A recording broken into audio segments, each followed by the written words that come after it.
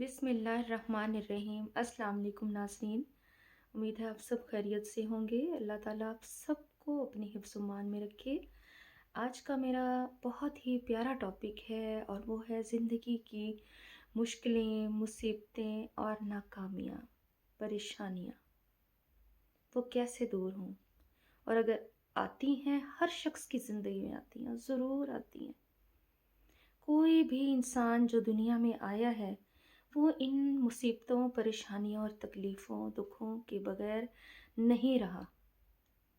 हर शख्स ने अपनी किस्मत की, अपने मुक़द्दर की तकलीफ़ों का सामना किया है, दुखों को झेला है। तो मैं भी ज़रा अफ़सरदा थी आज, उदास थी। हर शख्स की ज़िंदगी में बातें तो होती हैं। तो मैं ज़रा तबीयतन हसास हूँ बहुत ज़्यादा। थोड़ी देर रो के जब हल्की हो गई, फिर मैंने अपना लैपटॉप उठाया और आप लोगों के लिए वीडियो बनाने के लिए कोई टॉपिक सर्च कर रही थी कि अचानक ये टॉपिक निकल आया। मुश्किलात, परेशानियाँ, तकलीफ़ें, नाकामियाँ। इंजीनियर मोहम्मद अली मिर्ज़ा का बयान आ रहा था, तो मैंने उसे सुन लिया, क्योंकि मैंने आपको पहले भी बताया कि अच्छी बात कोई भी बता रहा हो, मुसलमान, कोई भी आपकी का फ़ायदा पहुँचे, अक्ल में, समझ में आए, अच्छी बात बता रहा हो तो आप सुन सकते हैं। अगर दिल चाहे तो अमल करें, ना दिल चाहे तो ना करें। यानी इंसान को अल्लाह ने शऊर तो दिया है, तालीम, अक्ल दी है, इसलिए। तो बहरहाल मैंने उनका बयान सुना तो काफ़ी मुझे हौसला हुआ ना, मेरी भी हिम्मत बढ़ी, क्योंकि मैं बहुत अफ़सरदा बैठी थी। तो मैंने सोचा कि क्यों ना आप लोगों से भी ये शेयर करना चाहिए, क्योंकि हर शख्स की ज़िंदगी में दुख, मुसीबतें, परेशानियाँ, मसाइल लाज़मी आते हैं। वो कहते हैं कि मेरे बहन भाइयों, आपने कभी ये सोचा है कि मौत से बड़ी कोई तकलीफ़ है?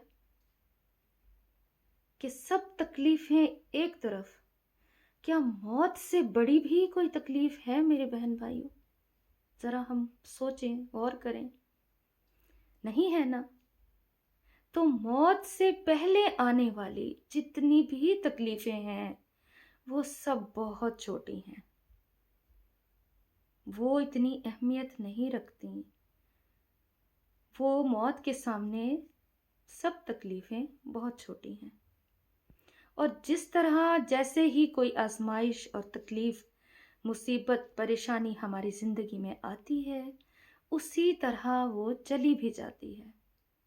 कोई भी मुस्तकिल तौर पर परेशान नहीं रहता, मुस्तकिल तौर पर कोई भी मुसीबत नहीं ठहरती।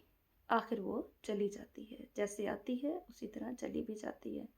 बस हमें सिर्फ़ उसके सब्र पर अजर मिलना होता है, और हमें उसको बर्दाश्त करने का, जो सब्र करने का सिला है, नेकियां हैं, वो मिलनी होती हैं। और जो हमारे गुनाह होते हैं वो अल्लाह ताला माफ़ करने के बहाने ढूंढता है, इसलिए हमें तकलीफ़ें देता है, हमें परेशानियों से गुजारता है, आजमाइशों से। कुरान पाक में अल्लाह ताला फरमाता है मेरे बहन भाइयों कि हम तुम्हें आजमाएंगे, खौफ के ज़रिए, भूख के ज़रिए, जान के ज़रिए और माल के नुक्स के ज़रिए। जान और माल के नुक्स के ज़रिए। और सब्र करने वालों के लिए बशारत है। इसे हम मकाफ़ात अमल कहकर जान नहीं छुड़ा सकते बहन भाइयों। ये अल्लाह की तरफ से आजमाइश भी हो सकती है। सब्र करने वालों के लिए कहा गया है कि जब सब्र करने वालों के लिए कहा गया है कि जब कभी उन्हें मुसीबत पड़ती है तो वो कहते हैं, कालू इन्ना लिल्लाहि व इन्ना इलैहि राजिऊन। यानी हम भी अल्लाह की तरफ उठाए गए, अल्लाह की तरफ से हम आए गए, और हमें लौट कर भी अल्लाह के पास जाना है। यानी उनका ईमान اس قدر مضبوط ہوتا ہے، جو صبر کرنے والے لوگ ہیں، کہ وہ جب ان پر مصیبت پڑتی ہے یا کوئی پریشانی آتی ہے تو وہ کہتے ہیں قالوا انا للہ و انا الیہ راجعون، یعنی ہم اللہ کی طرف سے آئے ہیں اور اللہ ہی کی طرف ہمیں لوٹ کر جانا ہے۔ تو اسی طرح اگر کوئی تکلیف آتی ہے تو وہ چلی بھی جاتی ہے۔ یہ سوچ لیں بس میرے بہن بھائیوں کہ سب سے بڑی تکلیف جو ہے وہ موت کی ہے۔ اس سے پہلے اگر کوئی تکلیف آتی ہے تو وہ بہت چھوٹی ہے اور لوٹ کر چلی جاتی ہے۔ صحیح مسلم میں ایک حدیث ہے کہ ام سلمہ کہتی ہیں کہ جب میرے خاوند فوت ہو گئے تو انہوں نے یہ دعا پڑھی تھی۔ ام سلمہ کہتی ہیں کہ میں نے رسول اللہ صلی اللہ علیہ وآلہ وسلم سے پوچھا، ان سے دعا کے لیے کہا کہ یا رسول اللہ مجھے کوئی ایسی دعا بتائیں کہ اگر تکلیف اور مصیبت آ جائے، کوئی پریشانی آ جائے تو میں اس کے نعم البدل میں وہ دعا مانگوں کہ اللہ مجھے اس کا اچھا صلہ اور بدلہ دے۔ تو رسول اللہ صلی اللہ علیہ وآلہ وسلم نے ان کو وہ دعا یاد کرا دی تھی کہ جب بھی کوئی صدمہ پہنچے، کوئی تکلیف، کوئی بھی مصیبت ہو، پریشانی ہو تو آپ یہ دعا پڑھ لیا کریں۔ تو وہ انہوں نے یاد کر لی تھی۔ جب ان کے خاوند فوت ہوئے تو انہوں نے وہ دعا پڑھ لی۔ وہ دعا یہ ہے، آپ بھی غور سے سن لیں اور اسے یاد کر لیں کہ جب بھی کوئی پریشانی، تکلیف، مصیبت، آزمائش آ جائے تو یہ دعا پڑھ لیا کریں۔ انا للہ و انا الیہ راجعون، اللہم ارجعنی فی مصیبتی واخلف لی خیرا منہا۔ اس کا ترجمہ ہے یقیناً ہم اللہ کے ہیں اور اسی کی طرف لوٹنے والے ہیں۔ اے اللہ مجھے میری مصیبت پر اجر دے اور مجھے اس سے بہتر بدل عطا فرما۔ تو ام سلمہ فرماتی ہیں کہ جو بھی کوئی اس دعا کو مصیبت کے وقت پڑھے گا، پریشانی کے ٹائم پڑھے گا، تو اللہ تعالیٰ یقیناً اس کی مصیبت کے بدلے میں زیادہ اچھا بدل عطا فرمائے گا۔